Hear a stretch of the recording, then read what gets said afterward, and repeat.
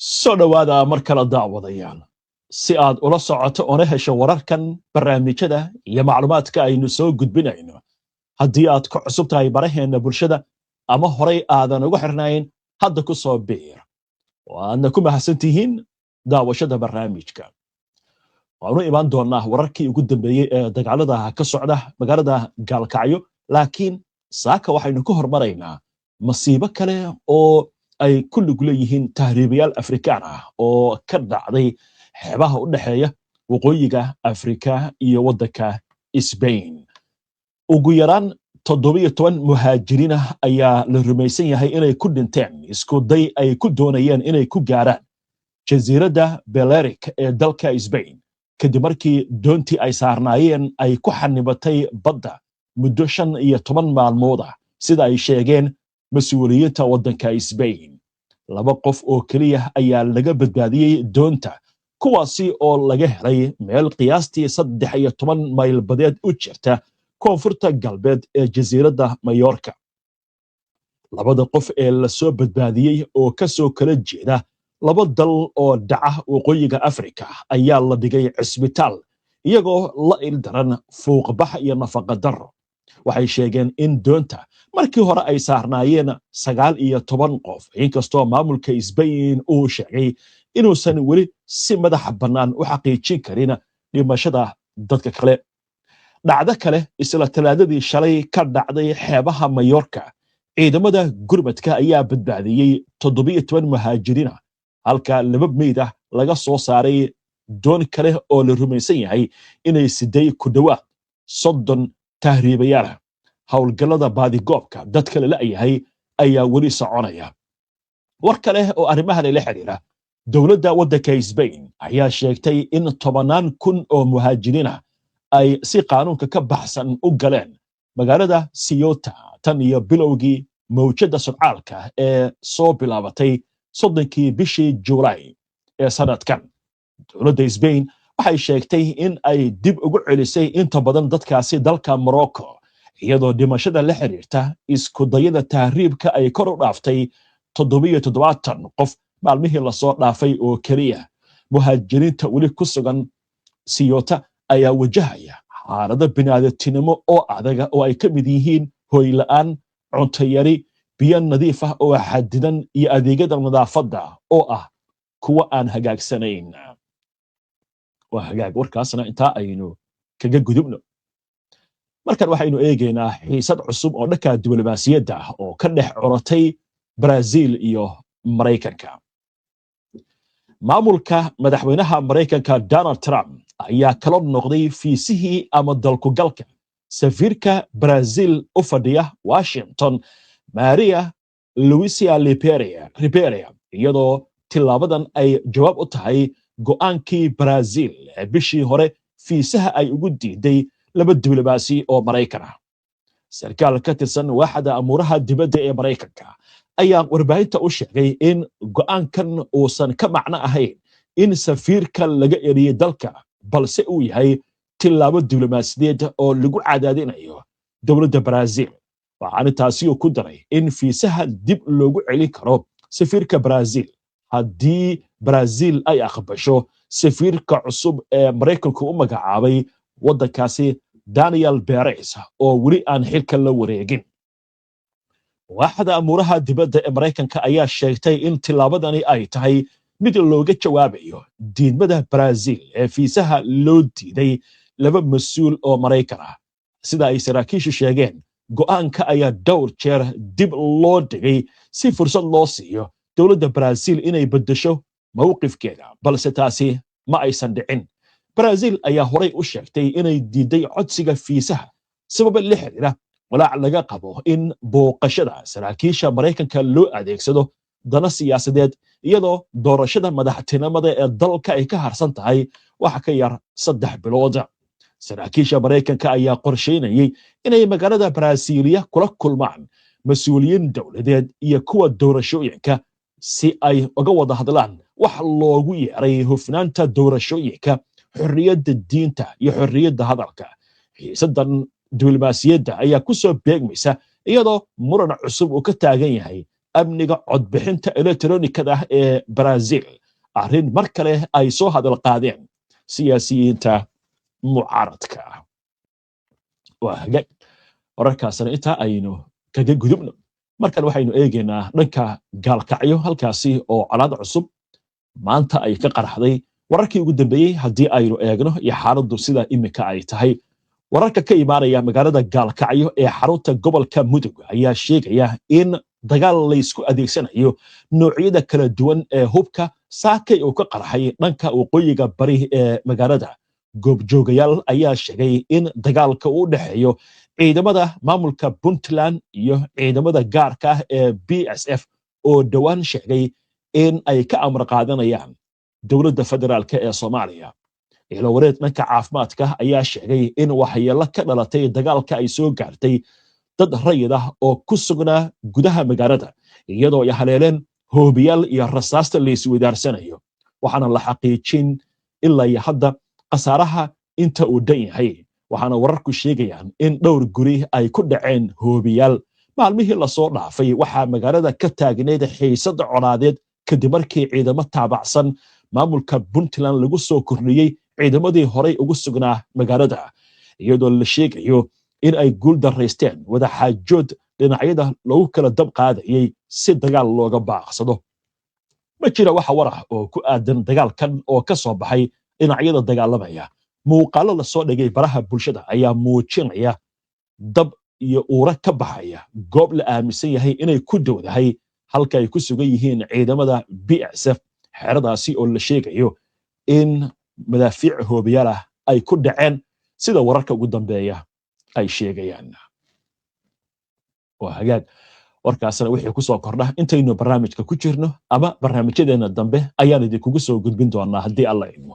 waxaan u gudbaynaa gordhow wararkii ugu dambeeyey ee xiisadaha colaadeed ee ka aloosan gobolka bariga dhexe madaxweynaha Mareykanka Donald Trump ayaa saacada gudahood wuxuu jeediyey 3 war oo midka kale oo ka soo horjeedo wararkaasi iyo warar hadda soo dhacay intaynu barnaamij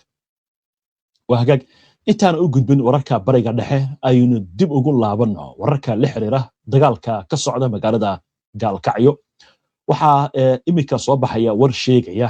in ugu yaraan hal qof uu ku geeriyooday 7 kale oo ciidamo ay kamid yihiinna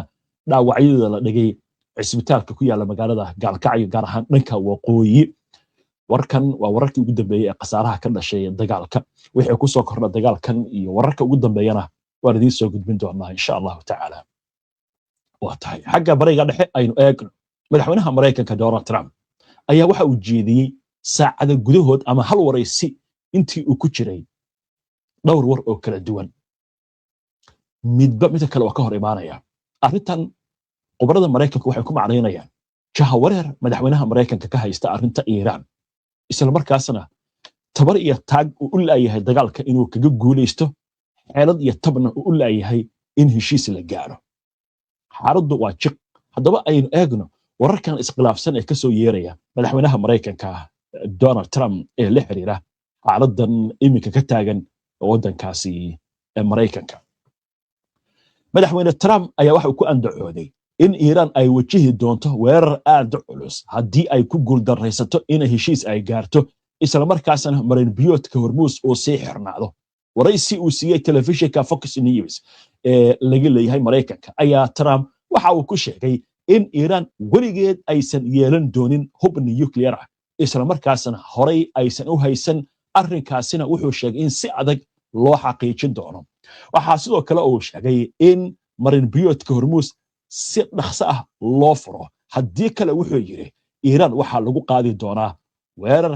aad u culus ugu dambeyntiina marin biyoodka si xoog ah ayaa lagu furi doonaa waa si hadalka uu yiri Trump ayaa waxa intaasi ku daray in Mareykanku uu qorsheynayay weerarkii ugu weynaa tan iyo dagaalkii labaad ee adduunka balse wuxuu sheegay in mas'uuliyiin Iiraaniyiin ay la soo xiriireen waa si hadalka u dhigaya iyagoo codsanaya in wada hadal lala furo wuxuuna yiri waxay si adab leh yiraahdeen fadlan ma wada hadli karnaa anugana waxaan ku iri ha aan wada hadalno aan ugu dambeyn arrintan soo afjarno madaxweynaha Mareykanka ayaa sidoo kale waxa uu ka digay in haddii Iiraan ay mar kale ka baxdo wada hadallada ay la kulmi doonto weerar aad u xooggan wuxuu yidhi way og yihiin arrintaas wayna fahamsan yihiin waaye hadalkaas waa hadalka koowaad hadalka saddexaad waa noo soo socday hadalka labaad aynu eegno oo ujeediyey madaxweynaha Mareykanka waa hagaag madaxweyne Trump ayaa waxa uu sheegay in Washington iyo Tehran ay wadaan wadahadalo aad u wanaagsan inkastoo mas'uuliyiinta Iran marar badan ay beeniyeen jiritaanka wadaxaajoodyada waraysiga uu siiyey Fox News ayaa waxa uu ku yiri waxaan wadanaa wadahadalo aad u wanaagsan iyagoo ma jecla inay qirtaan arrintaasi balse waa sida ay tahay waxa intaasi oo ku daray in waxa ugu muhiimsan ay tahay ficil in la sameeyo isagoo yiri waxa kaliya muhiimka waa tilaabada la qaado waxay doonayaan inay heshiis gaaraan waan arki doonaa waxa dhaca haddii aysan heshiis gaarin waxay noqon doontaa arrintu mid aad u xun waaye warka koowaad muxuu ahaa hanjabaad iyo hormuus xoog baan ku furaynaa warka labaadna muxuu ahaa wadahadal baa noo socda aynu eegno war kale oo saddexaad oo si gaar ah saxaafadda uu siiyey madaxweynaha Mareykanka Donald Trump madaxweyne Trump ayaa waxa uu sheegay in wadaxaajoodada u dhaxeeya Iran iyo Mareykanka ay yihiin kuwa si wanaagsan u socda wuxuuna yiri maalmo gudahood ama 2 maalmood waxa la gaari doonaa natiijo lagu ogaan doono heshiis in markaa dhinacyadu ay gaaraan Trump ayaa waxa uu sheegay dadka wararka fidiya in uu filayo 48 saac gudahood natiijo wanaagsan inay soo baxdo saddexdaas war saacada gudahood ayuu dhiibay madaxweynaha Mareykanka dhanka Iiraaniyiinta marka aynu eegno iyo mowqifkooda wararka ugu dambeeya arrintan iyo wax ay ka yiraahdeen warbaahinta Sabah News oo xiriir la leh ciidanka ilaalada kacaanka islaamiga ee Iran ayaa waxay ka soo xigtay ilo wareedyo ku dhow taliska ciidamada Iran in faragelinta Mareykanka iyo hanjabaadaha military ee madaxweynaha Mareykanka ay sabab u yihiin dib u dhigista heshiis ay gaaraan Iran iyo Oman kuwaasi oo ka wada xaajoonaya arrinka marinka Hormuz sarkaal ka tirsan ciidamada ilaalada kacaanka islaamiga ee Iran ayaa waxa uu sheegay inta ay socdaan hanjabaadaha Mareykanka ee weerarka dhanka Iran in heshiisku dib u sii dhacayo isagoo xusay in Iran aysan gali doonin wax heshiis ah iyadoo ay dul hooganayso hanjabaad halkaas marka maxaa ka cad Iran iyo Oman inay isfahmeen laakiin Iiraaniyiintu waxa la sheegaa inay yihiin dad ku fiican xisaabta jarakaboodka ama jarakaboodada waxa leeyahay marka haddii heshiiskan Oman ay la gaaraan waxay diidan yihiin Trump inuu intuu guul sheegtay yiraahdo Mareykanka Hormuusna waa furan yahay aniga ku qasbay Iiraaniyiinta shalay talaadada ayay wax u qabtay Iran inay ku furto Mareykanka Hormuus warkiisa wala dhageystay dibnaha laga xirta hadda muxuu leeyahay 48 saac gudahood suurtagal waxa baa leeyahay inuu u dhaco heshiiska saxiixiisa ku dhawaaqistaankiisa toddobaadka dambe waa dhici karta in lagu dhawaaqo saacada gudahood ama ilaa iyo maanta ilaa iyo bari laakiin Iiraaniinta waxa leeyahay waxay ka cararayaan inay isku arkaan Trump inuu u yeerinayo go'aanka la xiriira Mareykanka Hormuus dhinaca kale waxa su'aal la iska weydiiyay madaxweynaha Mareykanka markuu leeyahay Mareykanka Hormuus wuu furmi doonaa عليه سو isagii laha maalmihii la soo dhaafay Mareykanka Hormuus waa furan yahay oo ciidamada badda ee Mareykanka ayaa gacanta ku haya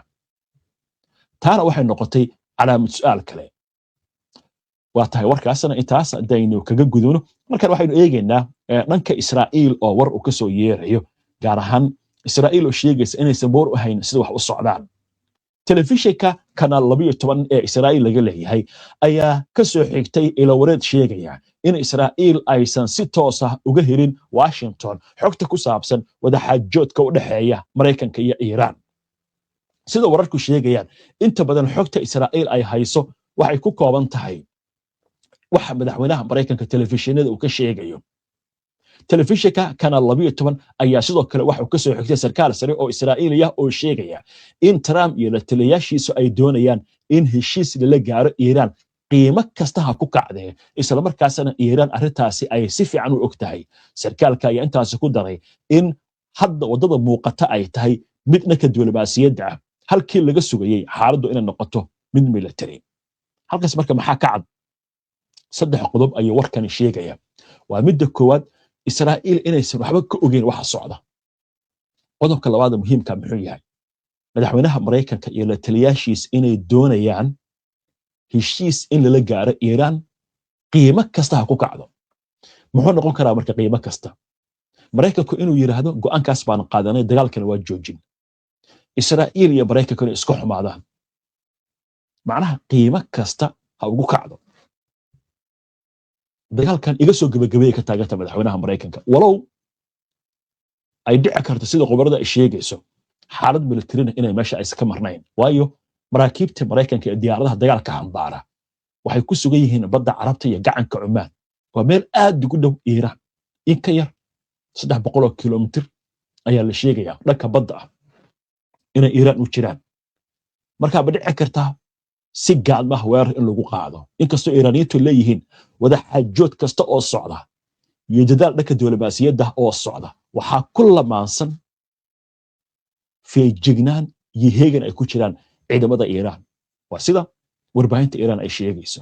Wixii warar ah ee arrimahan ay ku soo kordha barnaamijka wararka maanta oo saacada kadib soo geli doona ayaan idinkugu soo gudbin doonaa haddii Allah idmo. Inta ayaan ku soo gabagabeynayaa saaka barnaamijkii xulashada wararka. Waanan ku mahadsantihiin daawashada barnaamijkan. Si aad ula socoto wararka barnaamijyada iyo macluumaadka aynu soo gudbino haddii aad ku cusub tahay baraheena bulshada ama horay aadan ugu xirnayn hadda ku soo biir.